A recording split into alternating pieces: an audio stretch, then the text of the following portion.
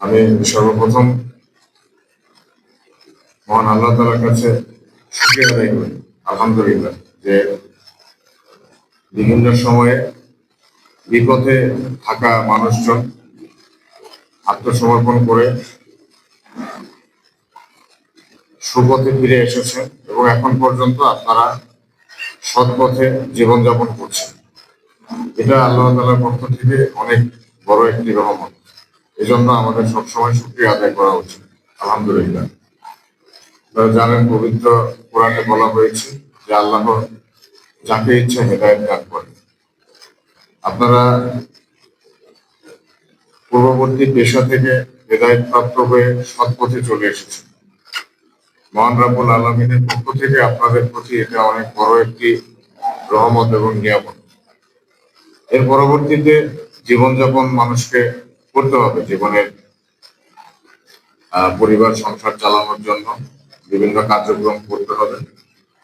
সবাই যে খুব ভালো, খুব বড় ধরনের পেশায় যে কাজ করতে পারবে, অনেক সচ্ছলভাবে জীবনযাপন করতে পারবে, এটা সব মানুষের পক্ষে তো সম্ভব হয় না একটি দেশে।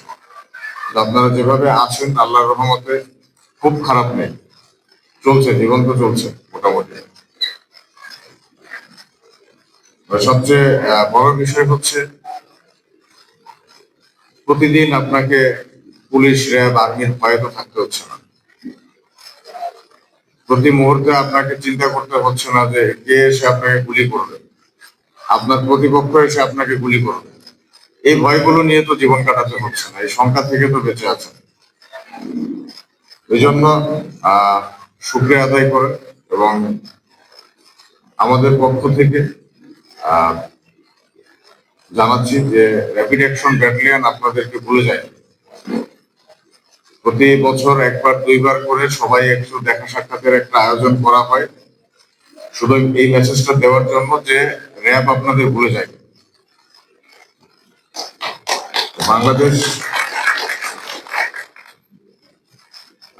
আমরা সবাই জানি, বিগত কয়েক বছরের মধ্যেই সরকারে বেশ কয়েকটা পরিবর্তন হয়েছে এবং দেশ খুব সংঘাতপূর্ণ একটা পরিস্থিতির মধ্য দিয়ে গিয়েছে। এই পরিস্থিতিগুলোর মাঝখানে সকল কার্যক্রম সুষ্ঠুভাবে সম্পন্ন করা সম্ভব হয়নি। আপনাদের যে মামলাগুলো আছে, টোটাল 126টা কেসের 128 জন আসামি, এই মামলাগুলো ডিসি অফিস থেকে আমরা পিপির কাছে পাঠিয়েছি। দৈনিক আজকের বাংলা .net